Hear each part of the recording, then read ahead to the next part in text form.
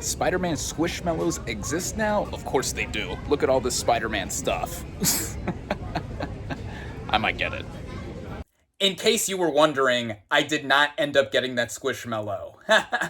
What is up, everybody? RandomRandomMan here, bringing you my review for Spider-Man Brand New Day in one take. Yes, I don't have a physical movie ticket stub this time to show off, but here on the screen is proof that I did see this movie in theaters earlier today.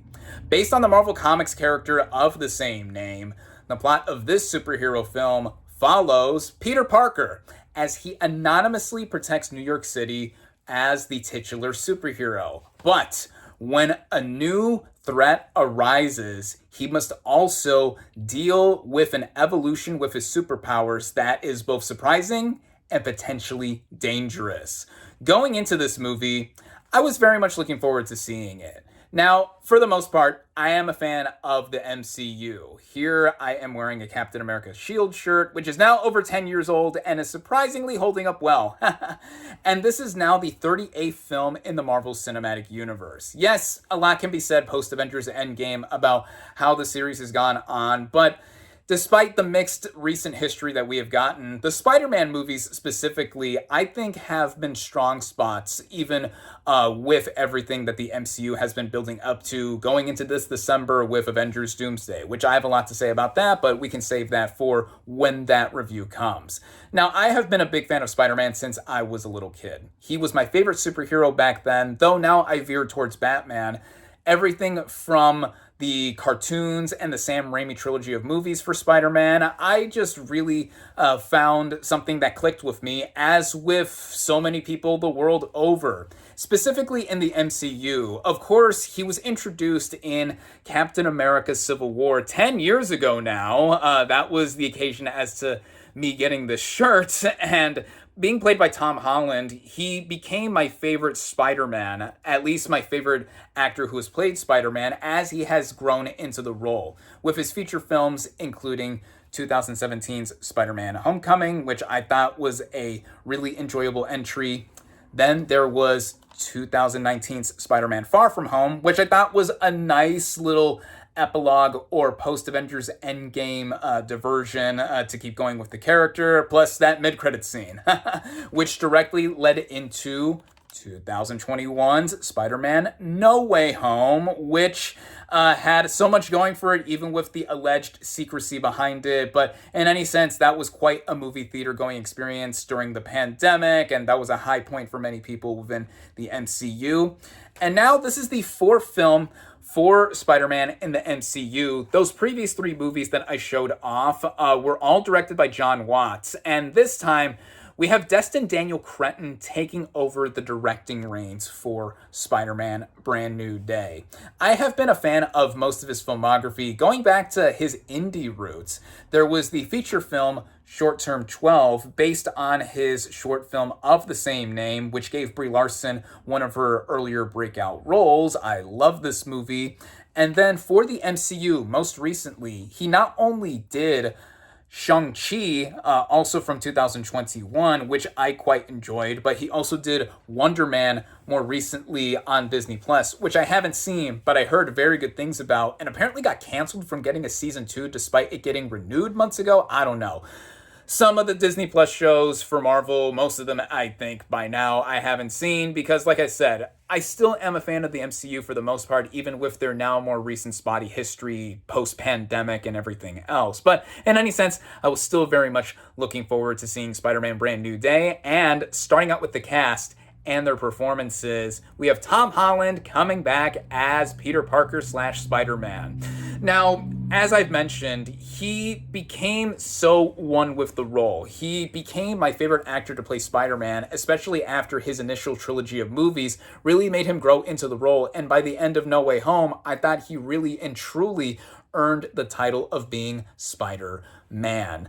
Earlier this summer, we just saw him in The Odyssey playing Telemachus, and most people singled him out as being the weakest link in terms of acting there, which I enjoyed his performance as being something different than Spider-Man. But now coming back to Spider-Man weeks later, literally, I think he further proves why he is the actor that really is someone one with the character, not just being based in the essence of the comics, but being someone who has the dilemma, proving the physicality with his background as a dancer to be someone to play Spider-Man with his fighting and everything, but also the drama, the range that he has as an actor here, even within the MCU. You could say that performances in comic book movies are really something that we have seen time and time again, but I think he really and truly grew into the role over the past decade that he has now been playing this character.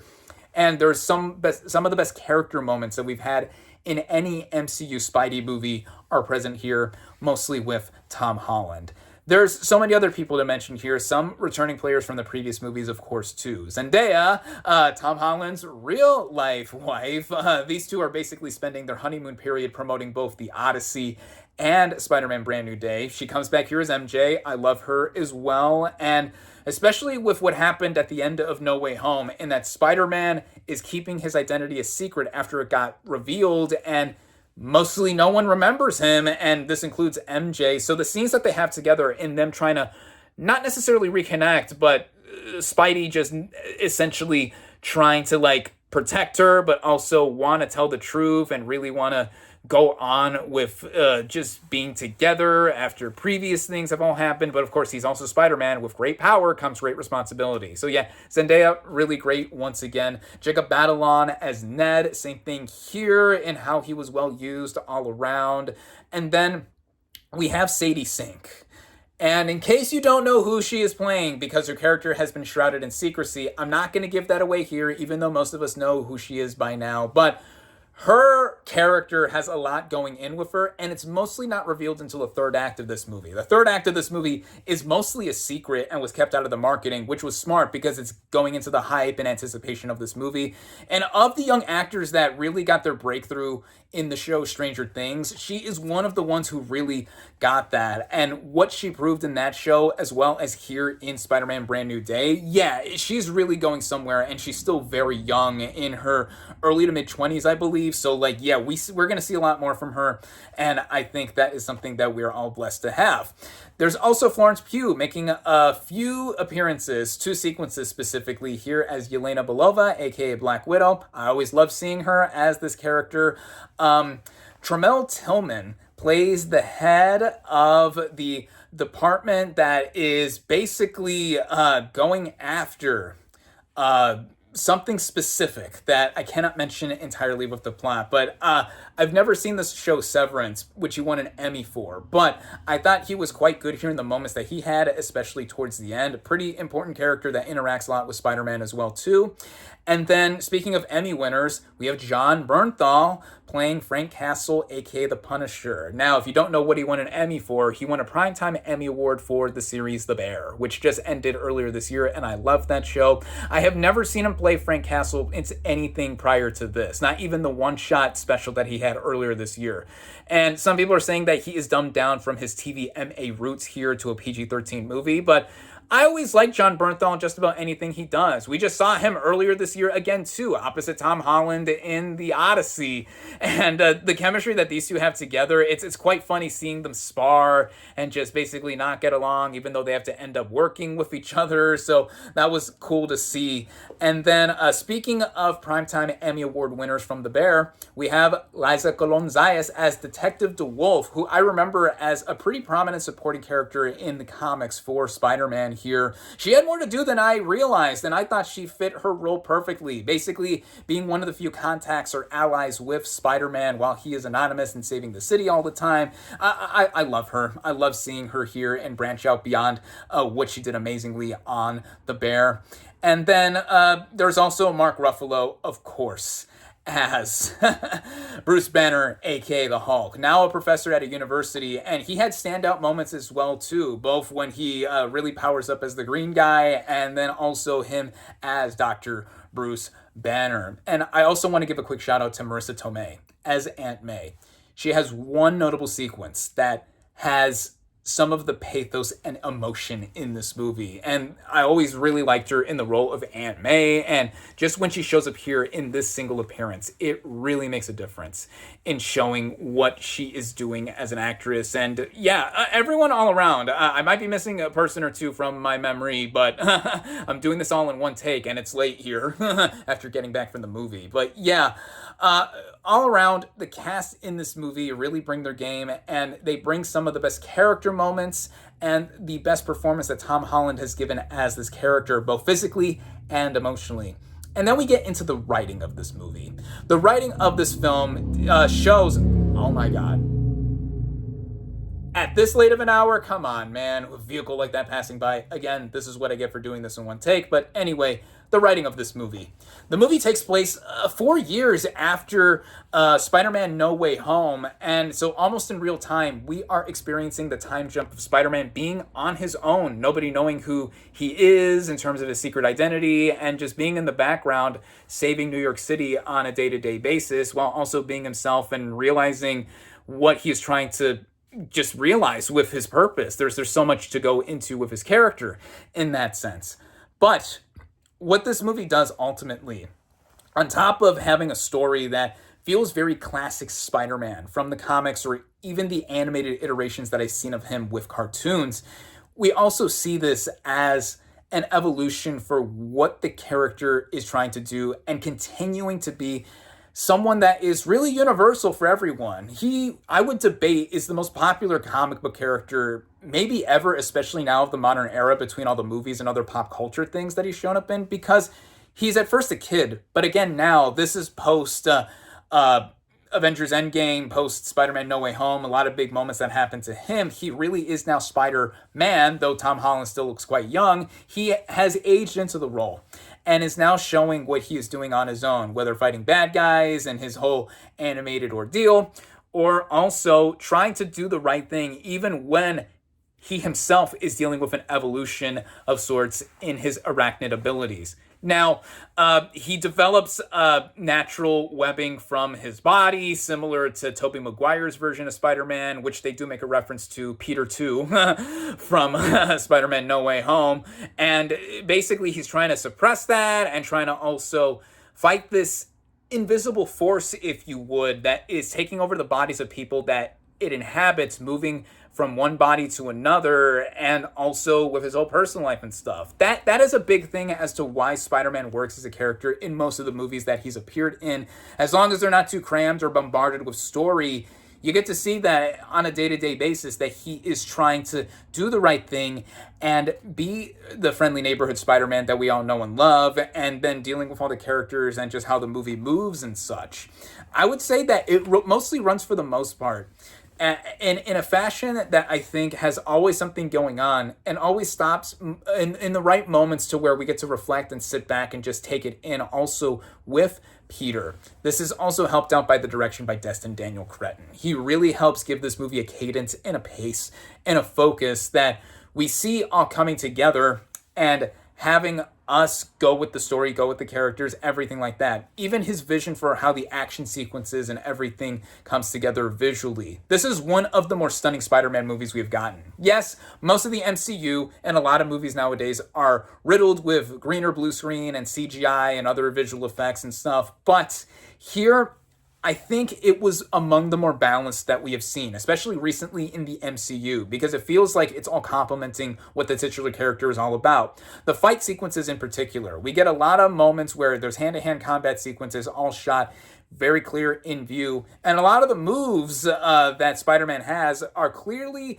influenced from the Insomniac series of games that are on the PlayStation consoles, which I've never played, but in seeing just the gameplay of them alone, clearly they were incorporated here in terms of what Spider-Man is able to do, jumping all over the place, running up walls, punching, moving with his acrobatic abilities, all this kind of stuff. Even the flying sequences, or the swinging sequences, I should say. You can tell that that he's moving very fluidly and is getting more in tune with his powers and body and all that stuff, especially after he is leaking actual webbing from his body and trying to get insight from Dr. Bruce Banner and just all other stuff, trying to figure out everything in between. The way this movie looks, I think it is well shot. And I think how New York feels like a very lived-in, breathed-in world, and we're seeing it a lot from the ground level. This is a more smaller or more intimate kind of movie. It's not as grand a scale as the previous No Way Home, but I think that is up to the movie's benefit because we still get a lot of crossover moments here with seeing what Spider-Man is all about. We get appearances from villains like Scorpion and Tombstone, and we see how other MCU connections are put in here. This is an MCU movie, and I think when the movie tries to connect back to the MCU, it didn't bother me as much as I expected, because usually that takes me out of the movie and not feeling so self-contained, because that's what mostly works about this movie anyway. It works as a superb Spider-Man story on its own. And really, if I were to be talking about issues in the first place, I would say in between the second and third acts, after a specific moment happens and we get into the third act that has mostly been kept out of the marketing for this movie, I think the movie does slow down a bit. It runs at about 2.5 hours, including the end credits. Stay all the way to the end of the end credits, as there is a zinger right there that is predicting what's going to possibly happen in the future. I'm not going to say more than that, but I do think the movie could have been tightened up a little bit. That is when I was feeling the running time before it picks back up again quickly for what is happening with this really emotional climax here that I think worked, and it's of a similar vein to something like Thunderbolts from last year, which I really enjoyed, but I think this was more effective also because we've had more time to develop and grow an attachment with these characters, and there's some blunt moments. I mean, there was a blunt moment in particular with Peter and MJ that I was like, whoa, and it really shows like the maturity and all this other stuff that is happening with the character on top of the writing and the directing from Destin Daniel Cretton, the performances, everything together.